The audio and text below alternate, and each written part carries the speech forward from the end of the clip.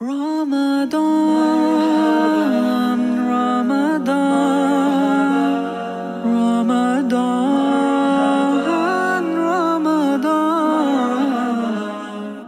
سنو آئی رمضان کی ساعتیں بڑھاتی ہے اللہ نے نعمتیں، ہے یہ مغفرت اور رحمت کا ماہ نہیں، اور کسی ماہ کی یوں عظمتیں نہیں۔ نحمدہ و نصلی علی و رسول الامین الکریم۔ تمام تعریفیں اس پاک پروردگار کی جو تمام جہانوں کا خالق و مالک ہے، اور بے حد درود و سلام اس ذات پر جو تمام جہانوں کے لیے رحمت بن کر آئی۔ میں آپ کا میزبان محمد صلاح الدین سلطانی آپ کا خیر مقدم کرتا ہوں اپنے اس یوٹیوب چینل پر، جس کا نام پوڈ کاسٹ وتھ جیمس ہے۔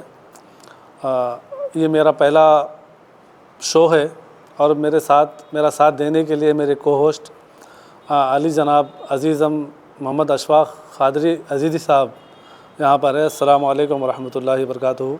اور میں میرے کو ہوسٹ سے گزارش کرتا ہوں کہ آج ہمارے ساتھ مدعو ہونے والے علماء کرام اور مہمانوں کا آپ تعارف کے ساتھ استقبال کریں۔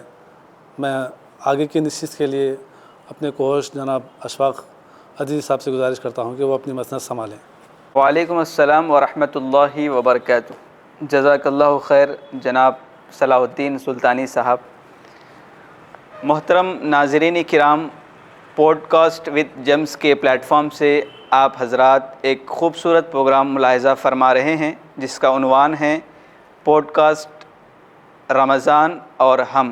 اس عنوان سے ایک بہترین پروگرام آپ لوگ ملاحظہ فرما رہے ہیں۔ اس خوبصورت پروگرام میں ہمارے ساتھ دو علماء کرام تشریف فرما ہیں مہمان کی حیثیت سے، جو محتاج تعارف نہیں۔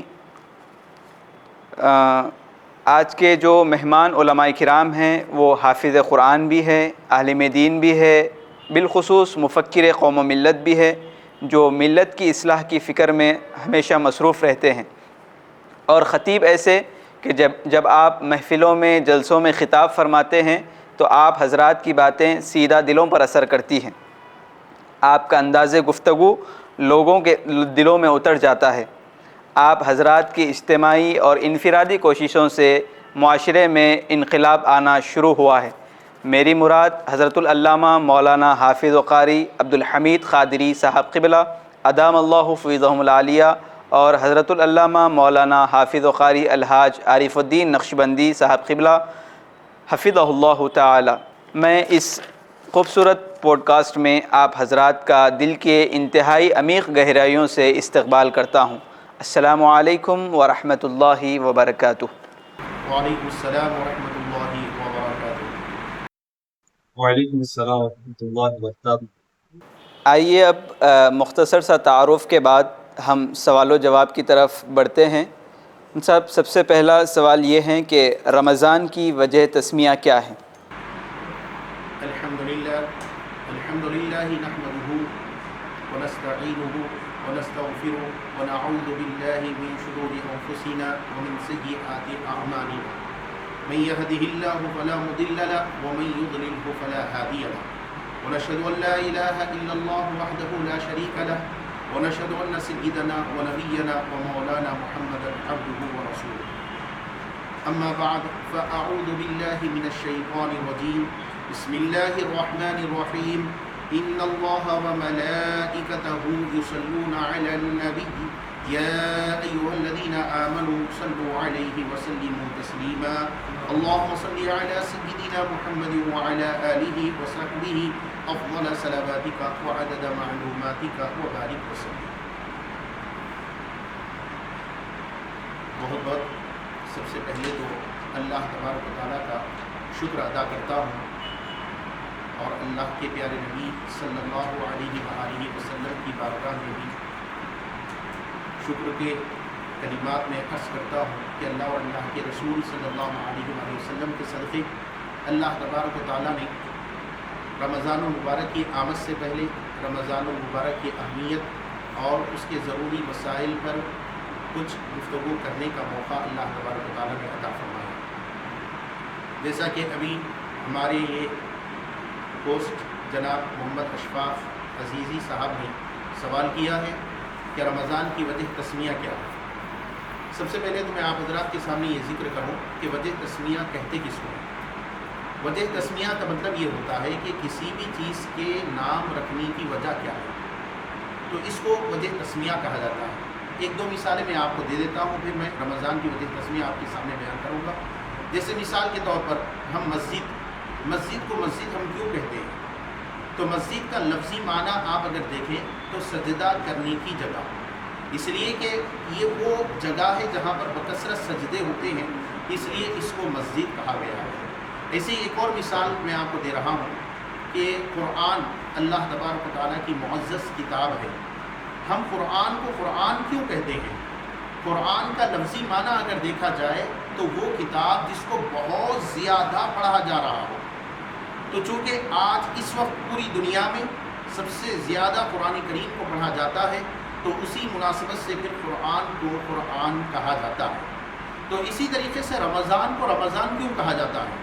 तो रमज़ान को रमज़ान कहने की वजह यूँ तो बहुत सारी वजूहात उलमा बयान किए हैं।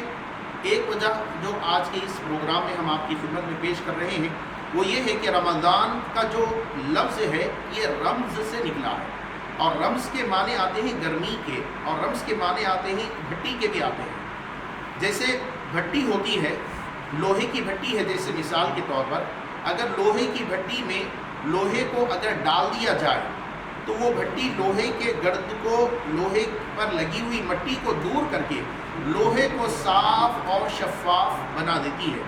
तो गर्द आलूद लोहे को अगर भट्टी में डाल दिया जाए तो वो भट्टी लोहे से गर्द को दूर करके साफ कर देती है। ऐसे ही अगर साफ लोहा हो, उसको अगर भट्टी में डाल दिया जाए तो फिर उसको पिघलाकर उसको हथियार बनाने और भी इसी तरीके से काबिल इस्तेमाल चीज़ें बनाने के लिए इसका इस्तेमाल किया जाता है। तो अब जिस तरीके से एक भट्टी लोहे से गर्दो गुबार को दूर करके उसको हथियार बनने के काबिल बना देती है, ऐसे ही रमज़ान भी भट्टी का काम करता है। रमज़ान गुनाहगारों के गुनाहों को दूर करके उनको अल्लाह तबारक व तआला की बारगाह में मुक़र्रब बना देता है। जो मुक़र्रब हैं रमज़ान उनकी नेकियों में और इजाफ़ा करके अल्लाह की बारगाह में दरजात को बुलंद कर देता है। तो इस वजह से इसको रमज़ान कहा गया है। जैसे भट्टी लोहे के गर्दो गुबार को जलाकर दूर कर देती है, ऐसे ही रमज़ान गुनाहगारों के गुनाहों को जलाकर दूर कर देता है और गुनाहगार को भी अल्लाह का मुक़र्रब बना देता है। इसी वजह से इसको रमज़ान कहा गया है। और मुनसब अगला सवाल ये है कि रमज़ानुल करीम का ज़िक्र कुरान व हदीस में आया है? ये हुआ हमारे होस्ट की जानिब से कि क्या रमज़ानुल मुबारक का ज़िक्र कुरान मजीद में है? हाँ, यकीनन अल्हम्दुलिल्लाह। कुरान मजीद अल्लाह तबारक व तआला का वो कलाम है कि जिसमें अल्लाह तबारक व तआला ने इस प्यारे महीने का, इस मुबारक महीने का ज़िक्र फरमाया है। सूरतुल बक़रा की आयत नंबर 185 है। इसमें अल्लाह रब्बुल आलमीन का फरमान है, शहरु रमज़ान अल्लज़ी उन्ज़िला फ़ीहिल क़ुरआन हुदल लिन्नास व बय्यिनातिन मिनल हुदा वल फ़ुरक़ान। रमज़ान वो बाबरकत महीना है जिसमें क़ुरआन का नुज़ूल हुआ, और ये क़ुरआन क्या है? तमाम इंसानियत के लिए हिदायत है। इसी तरीके से अल्लाह तबारक व तआला ने सूरह बक़रा की आयत नंबर 183 में इरशाद फरमाया, या अय्युहल्लज़ीना आमनू कुतिबा अलैकुमुस्सियामु कमा कुतिबा अलल्लज़ीना मिन क़ब्लिकुम लअल्लकुम तत्तक़ून। ऐ ईमान वालों, तुम पर रोज़े फ़र्ज़ कर दिए गए हैं जैसे तुमसे पहले वालों पर, ताकि तुम परहेज़गार बनो। तो इन दोनों आयात में 185 आयत नंबर सूरह बक़रा, इसमें रमज़ान का नाम आया है, और फिर 183 नंबर आयत जो सूरह बक़रा की है, इसमें अल्लाह तबारक व तआला ने रोज़े की फ़र्ज़ियत को बयान फरमाया।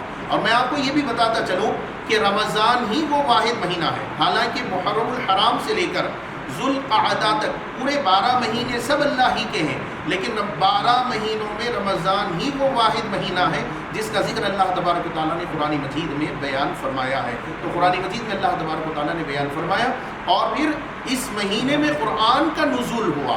तो जब अल्लाह रब्बुल आलमीन की तरफ से इतनी बड़ी नेमत हासिल हुई, तो जाहिर सी बात है कि इतनी बड़ी नेमत के इवज़ में, इतनी बड़ी नेमत के मुकाबले में अल्लाह तबारक व तआला की बारगाह में शुक्र तो अदा करना चाहिए, तो उस शुक्र के तौर पर उसका कमा हक़ हो शुक्र यही हो सकता है कि दिन रोज़े में गुज़रे, रात तिलावत कुरान और समात कुरान में गुज़रे।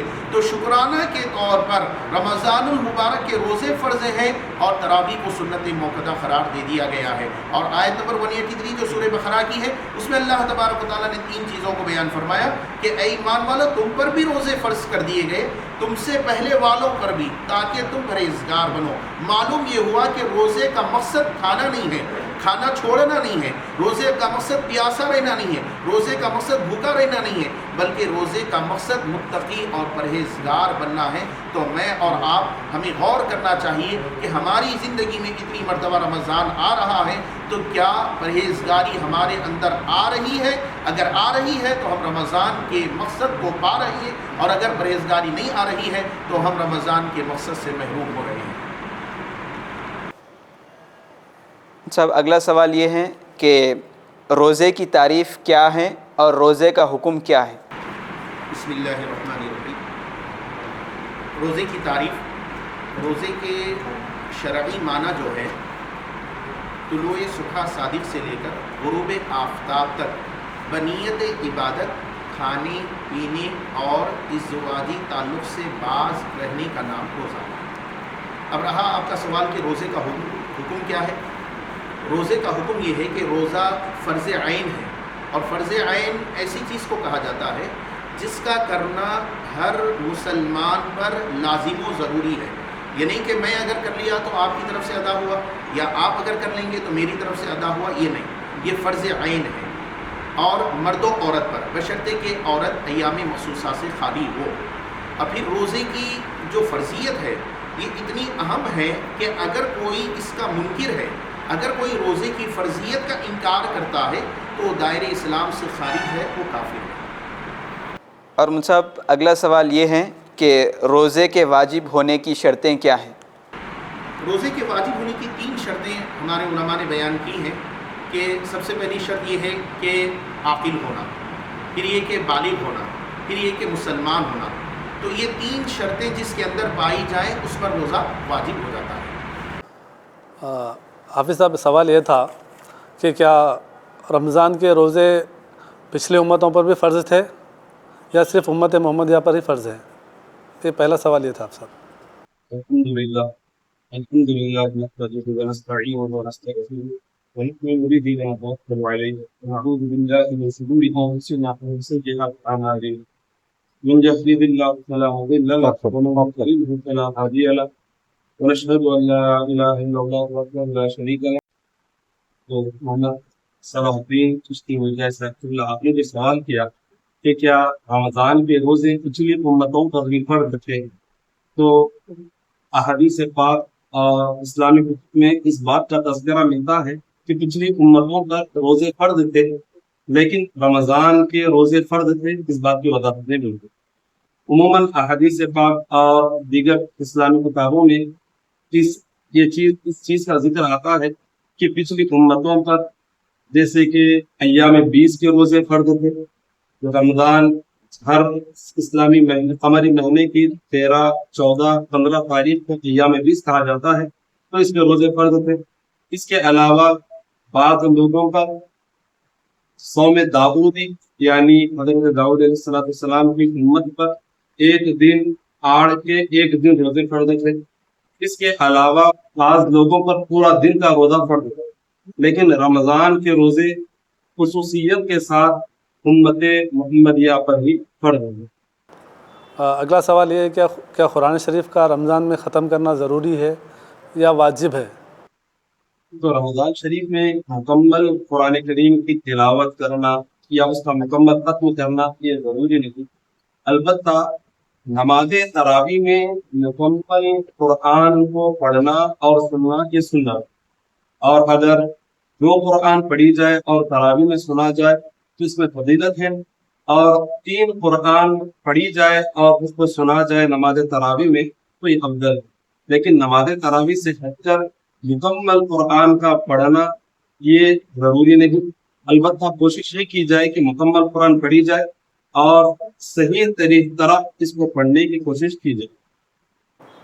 ایک سوال ایک آیا ہے کہ روزے کی نیت کے کیا احکامات ہیں؟ روزے کی نیت کرنا ضروری ہے، اور اس کا وقت غروب آفتاب سے لے کر اگلے دن شرعی نصف النہار تک ہوتا ہے۔ اس وقت میں روزے کی نیت کرنا یہ ضروری ہے۔ اب نصف نہار شرعی سے مراد صبح صادق سے لے کر غروب آفتاب تک یہ شرعی دن ہوتا ہے۔ اب اس کے درمیان کا جو وقت ہوگا وہ نصف النہار ہوگا۔ مثال کے طور پر یوں سمجھ لیں کہ صبح صادق صبح 6 بجے ہو رہی ہے اور غروب آفتاب شام 6 بجے ہو رہا ہے، تو یہ مکمل 12 گھنٹے ہو گئے۔ تو نصف النہار شرعی یہ 12 بجے دن 6 گھنٹے یہ نصف النہار شرعی ہوگا۔ تو نصف النہار شرعی سے پہلے نیت کر لینا روزے کی یہ ضروری ہے۔ ہاں البتہ زبان سے اس نیت کے الفاظ کا کہنا یہ ضروری نہیں، بلکہ نیت کیونکہ دل کے ارادے کو کہتے ہیں، اگر دل میں ارادہ ہو تو اتنا بھی کافی ہے۔ عموماً سحری کرنا یا سحری کی تیاری کرنا یہ بھی روزہ رکھنے کی نیت سے ہی ہوتا ہے، لہذا اگر سحری کر لیں روزہ رکھنے کی نیت سے، یا سحری کی تیاری کر لیں روزہ رکھنے کی نیت سے، تو یہ بھی نیت کے قائم مقام ہی ہے۔ زبان سے نیت کے الفاظ کہنا ضروری نہیں، البتہ مستحب ہے کہ زبان سے بھی نیت کے الفاظ کو دہرا لیا جائے۔ ایک اور سوال آیا افسر اس میں کہ روزے کے اخلاقی اور طبی فوائد کیا ہیں؟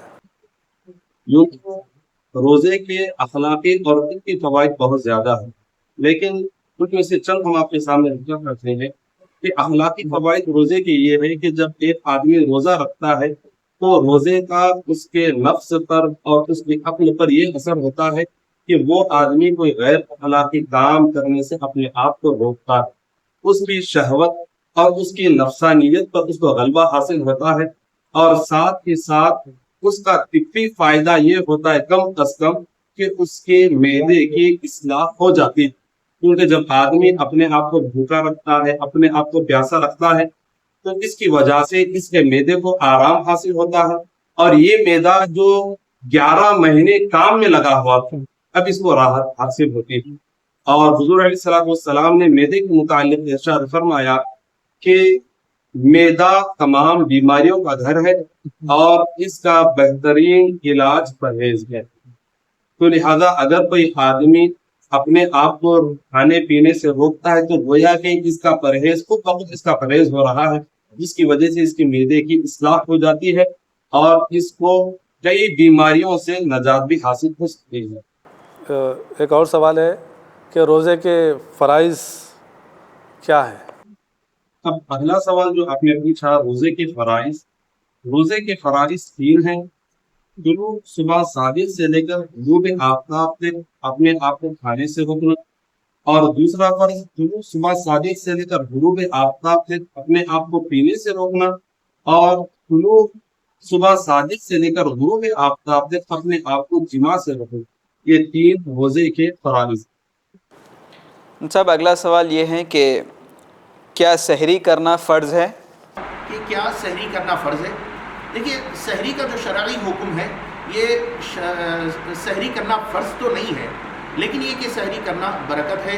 نبی پاک صلی اللہ علیہ وسلم کی ایک حدیث مبارکہ مفہوم ہے کہ سحری ہمارے اور اہل کتاب کے درمیان فرق ہے، تو لہٰذا سحری کر لینا چاہیے۔ اور اگر کوئی بندہ سحری نہ کیا، کوئی بن سحری کا روزہ رہ رہا ہے، تب بھی اس کا روزہ ہو جائے گا، مگر بہتر یہ ہے کہ وہ سحری کر لے۔ اور صاحب اگلا سوال یہ ہے کہ اگر کوئی شخص سحری کے لیے نہ اٹھے تو وہ شخص نیت کب تک کر سکتا ہے روزے کی؟ اب اگر ایک سوال یہ کیا گیا کہ اگر کوئی بندہ سحری میں نہیں اٹھا، اسی طریقے سے آنکھ لگ گئی، فجر میں بھی بیدار نہیں ہوا، اگرچہ کہ فجر میں بیدار نہ ہونا یہ گناہ کبیرہ ہے، فجر کی نماز ادا نہ کرنا، لیکن اگر نیند لگ گئی، فجر کے بعد اٹھ گیا، 9-10 بجے اٹھ گیا یا اس سے زائد اور آگے بھی اٹھ گیا، 11 بجے 11:30 بجے تک اٹھ گیا، تو کیا ایسا بندہ اب روزے کی نیت کر سکتا ہے؟ تو دیکھیے اس سلسلے میں جو پہلے روزے کی جو نیت ہے اس کا آپ مفہوم اگر سمجھ جائیں گے تو انشاءاللہ یہ مسئلہ سمجھنے میں آسانی ہوگی۔ روزے کی جو نیت ہے اس میں 3 چیزیں ہیں۔ یہ جواب تھوڑا سا آپ کو تفصیل سے سماعت کرنا ہوگا۔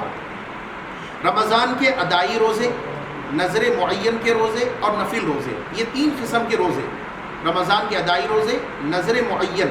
نظر معین کس کو کہتے ہیں کہ اگر آپ اللہ کی بارگاہ میں منت مان لیے کہ اے اللہ میرا فلاں کام ہو گیا، فلاں تاریخ میں یا فلاں دن میں روزہ رکھوں گا، یہ نظر معین ہو گیا۔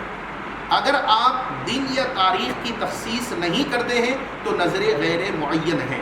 اسی طریقے سے نفل روزے، تو یہ 3 قسم کے روزے، رمضان کے ادائی روزے، نظر معین کے روزے اور نفل روزے، ان 3 روزوں کے لیے نیت کا جو وقت ہے غروب آفتاب کے بعد سے لے کر نصف نہار شرعی تک ہے، نصف نہار شرعی تک ہے۔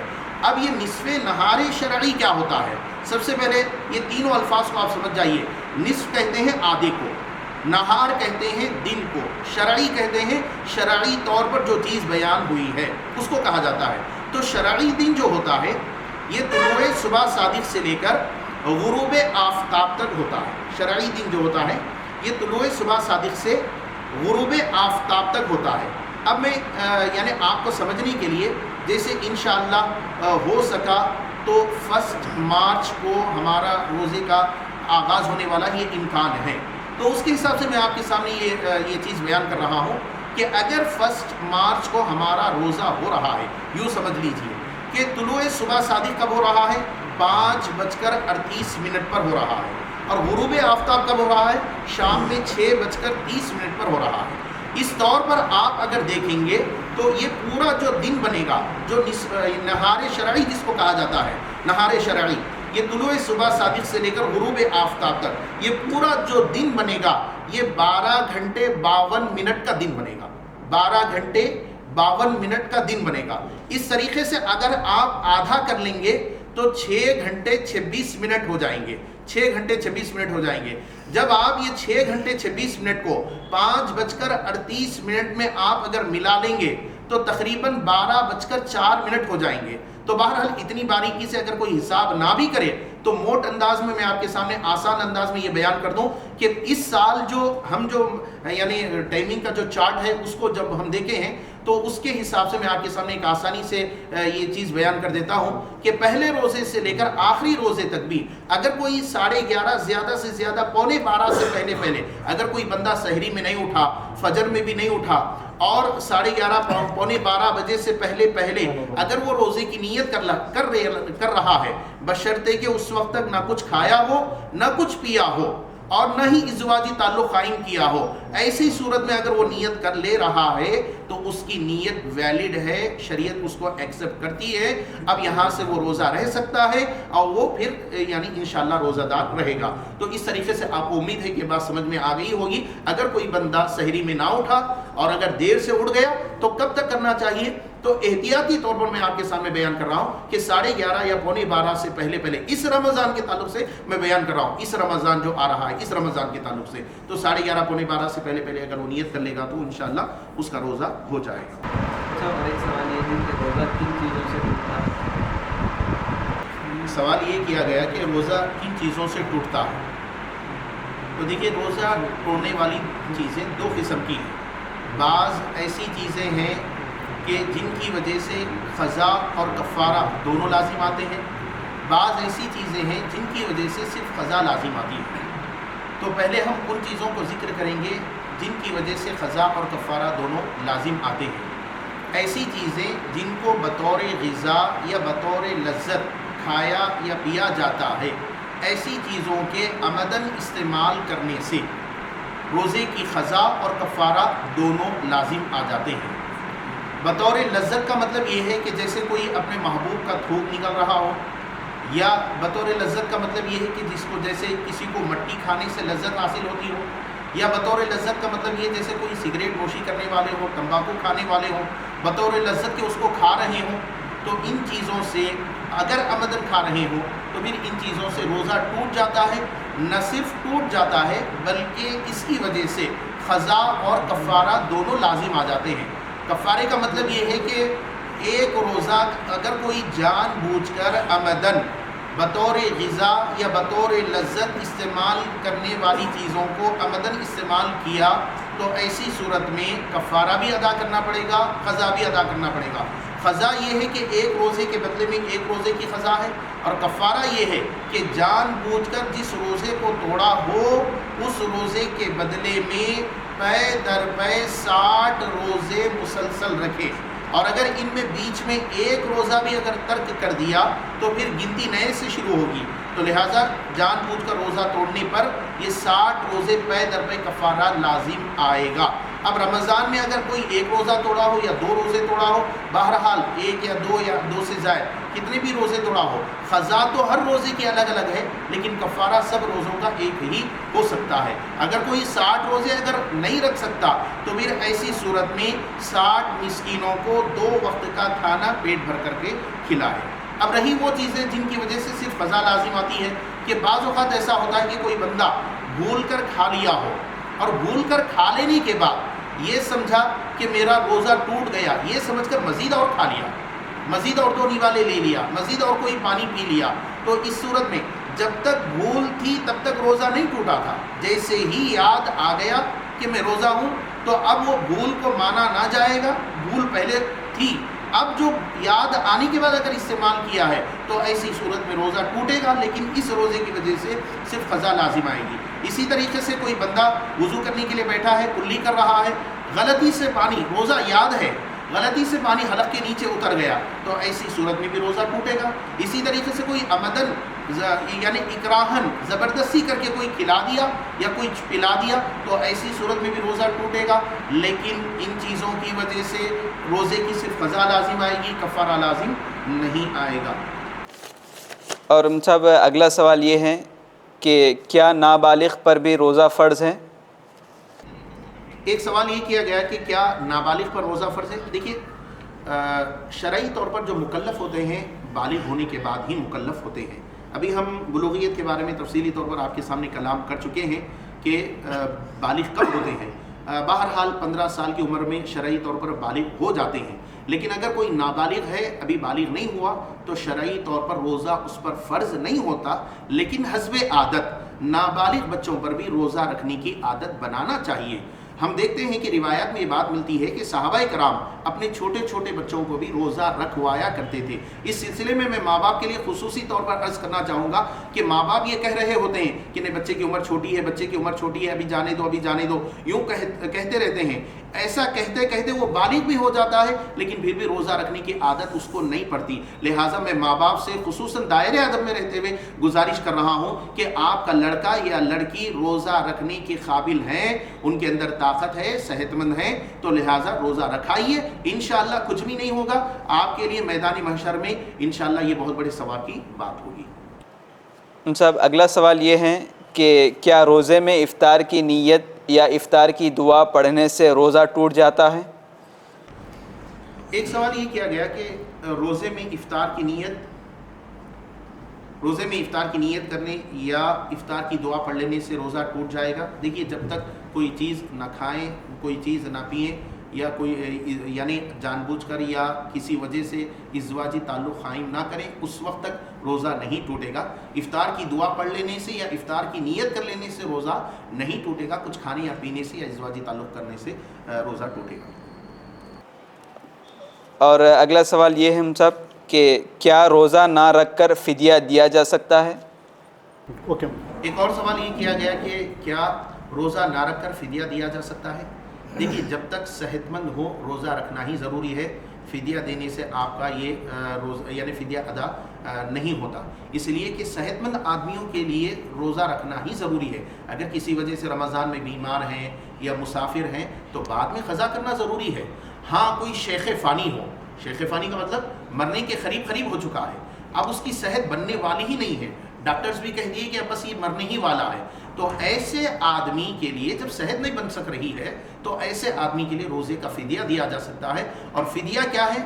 یہ ایک صدقہ فطر کی مقدار، ایک روزے کے بدلے میں یہ فدیہ دینا ہوگا، یا نہیں تو ایک مسکین کو 2 وقت کا پیٹ بھر کر کے کھانا کھلانا ہوگا۔ یہ آپ ایک ساتھ بھی دے سکتے ہیں یا روزانہ الگ الگ مسکین کو بھی کھلا سکتے ہیں۔ حافظ صاحب ایک اور سوال آیا ہے، کیا روزے کی حالت میں ٹوتھ پیسٹ کر سکتے ہیں؟ ٹوتھ پیسٹ کر سکتے ہیں یا ٹوتھ پیسٹ کا استعمال کر سکتے ہیں کیا؟ جی آپ نے بہت ہی ایک اہم سوال پوچھا ہے، اور عموماً ایسا ہوتا بھی ہے کہ بس اوقات روزے میں سحری کرنے کے بعد لوگ نماز پڑھنے کے بعد آرام کرنے کی غرض سے سو جاتے ہیں، اور اٹھنے کے بعد جب کوئی ضرورت محسوس کرے تو برش بھی کرتے ہیں. تو ٹوتھ پیسٹ حالت روزے میں استعمال کرنا یہ مناسب نہیں، اور اس میں جو شخص حالت روزہ میں ٹوتھ پیسٹ استعمال کرے تو اس کو روزہ ٹوٹنے کا ہی حکم دیا جائے گا. اس کی وجہ یہ ہے کہ بسا اوقات ٹوتھ پیسٹ کے استعمال میں بعض باریک سے اجزاء غیر محسوس طریقے سے حلق میں اتر جاتے ہیں، جس کی وجہ سے روزہ دار کا روزہ جاتا رہتا ہے. تو لہذا مناسب اور محتاط حکم یہی ہے کہ ٹوتھ پیسٹ کا استعمال نہ کیا جائے، اور استعمال کیا جائے تو احتیاطاً اس پر روزہ ٹوٹنے کا ہی حکم دیا جاتا ہے. صاحب ایک اہم سوال ایک اور آیا ہے کہ حالت روزہ میں انجیکشن وغیرہ لے سکتے ہیں کیا؟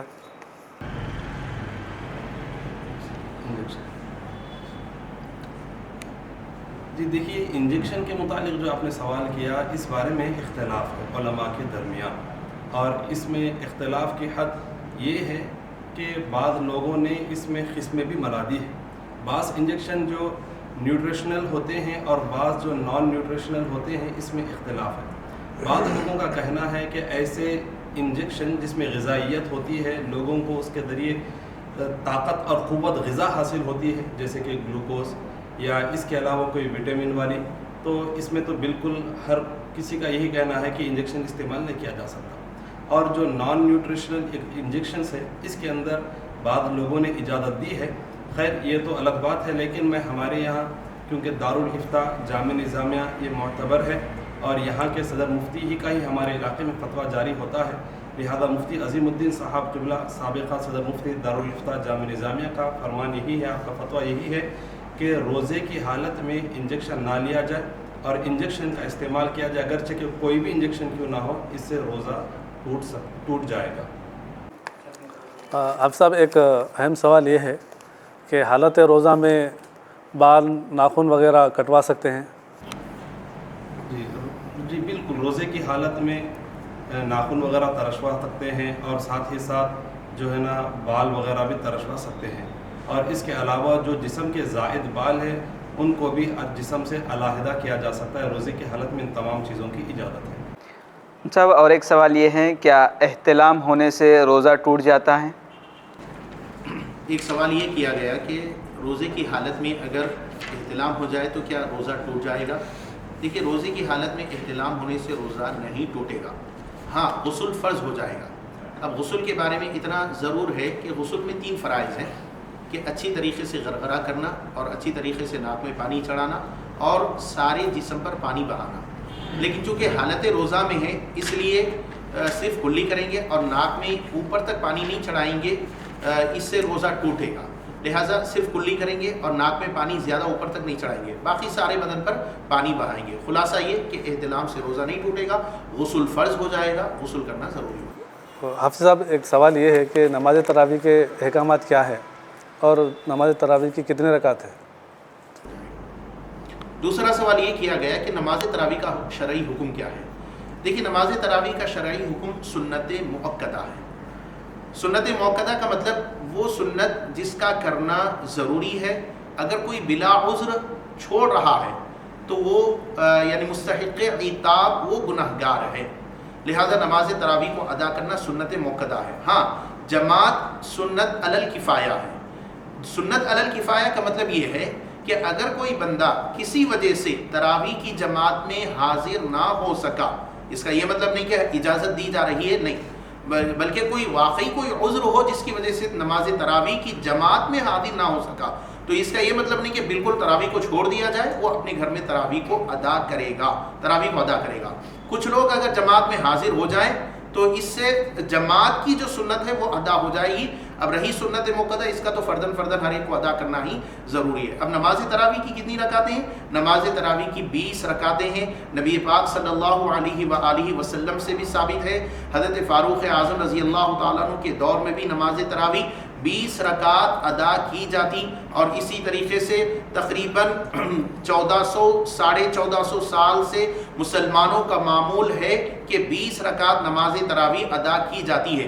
अब ये 100-150 साल से कुछ लोग हैं जो ये कहते हैं कि नमाज तरावी की 8 रकातें हैं, उनके समझने में क़सूर है, हदीस मुबारक के समझने में क़सूर है।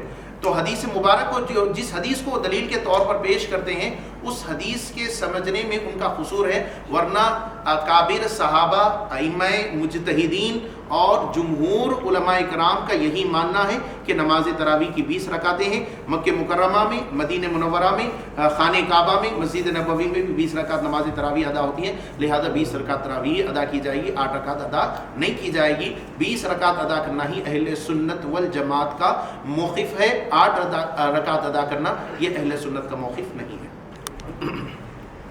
अस्सलामु अलैकुम व रहमतुल्लाहि व बरकातुहू। नहमदुहु व नुसल्ली व नुसल्लिमु अला रसूलिहिल करीम। मोहतरम सामईन किराम, दीन की खिदमत बाइसे सआदत है। मैं आपको ये बताता चलूँ कि दीन हम सब का है, अल्लाह मेरा भी है, अल्लाह आपका भी है, नबी मेरे भी हैं, नबी आपके भी हैं, दीन इस्लाम मेरा भी है, दीन इस्लाम आपका भी है। तो इस तौर पर दीन इस्लाम की खिदमत करना ये हमारे लिए सआदत है। अगर हम ना करें तो अल्लाह तबारक व तआला किसी और से दीन की खिदमत ले लेगा। तो और फिर दीन की खिदमत हर ज़माने में ज़माने के तकाज़ों के हिसाब से भी किया जा सकता है और करना भी चाहिए। हुज़ूर पाक सल्लल्लाहु अलैहि वसल्लम की ज़िंदगी में भी हमें यह तरीक़ा मिलता है कि प्यारे आका सल्लल्लाहु अलैहि वसल्लम ज़माने के तकाज़े के मुताबिक दीन की खिदमत करने की हमको रिवायात में ये इजाज़त अता फ़रमाए हैं। तो इस तौर पर अब ये दीन की खिदमत का फ़ी ज़माना तकाज़ा ये है कि अवाम जिस मैदान में कसीर तादाद में आ रही है उस मैदान में जाकर हमको दीन की खिदमत करना है। यूँ इस वक्त सोशल मीडिया एक अवाम के लिए बहुत बड़ा प्लेटफॉर्म बन चुका है, तो उसी को मद्देनज़र रखते हुए हमारे कुछ नौजवान साथी, अल्लाह उनको जज़ाए खैर दे, उन लोगों ने एक यानी चैनल क्रिएट किया है, एक चैनल बनाया है जिसका नाम पॉडकास्ट विद जेम्स, ये यूट्यूब का एक चैनल है। और इस चैनल का ये एक पहला प्रोग्राम है जिसमें आप हज़रात के सामने रमज़ान और रमज़ान के ज़रूरी मसाइल पेश किए जा रहे हैं। आप हज़रात से हमारी ये गुजारिश है कि आप हज़रात इस चैनल को सब्सक्राइब करें और इसको देखते रहें और इसको दूसरों तक भी पहुंचाते रहें। इंशाअल्लाह सवाब में आप भी शामिल होंगे। अल्लाह तबारक व तआला हम सबको खिदमत दीन की तौफ़ीक़ अता फ़रमाए। अस्सलामु अलैकुम वरहमतुल्लाहि वबरकातुहू। अहकर आप तमाम से इल्तिमास करता है कि पॉडकास्ट विद जेम्स का आप तमाम हज़रात साथ दें और इस यूट्यूब चैनल को आप सब्सक्राइब करें और अपने दोस्त अहबाब के साथ इस लिंक को शेयर करें और इसकी वीडियो को आप भी मुलाहज़ा फरमाएं इस्तेफ़ादे के लिए, और दीगर अपने अहबाब तक इससे इस्तेफ़ादा करने के लिए दीगर अपने अहबाब तक इसको शेयर करें। मैं आप दोनों हज़रात का बहुत मशकूर हूँ कि आप अपने कीमती वक्त निकाल कर हमारे यूट्यूब चैनल के लिए वक्त दिए, और मैं बहुत मशकूर हूँ। जज़ाकल्लाहु खैर। सब आप हजरात से उम्मीद है कि आप हजरात हमें ऐसे ही अगले प्रोग्राम्स में भी वक्त देकर हमारी इसी तरह रहनुमाई फरमाते रहेंगे इंशाअल्लाह। अस्सलामु अलैकुम व रहमतुल्लाहि व बरकातुहू। Ramadan, Ramadan, Ramadan.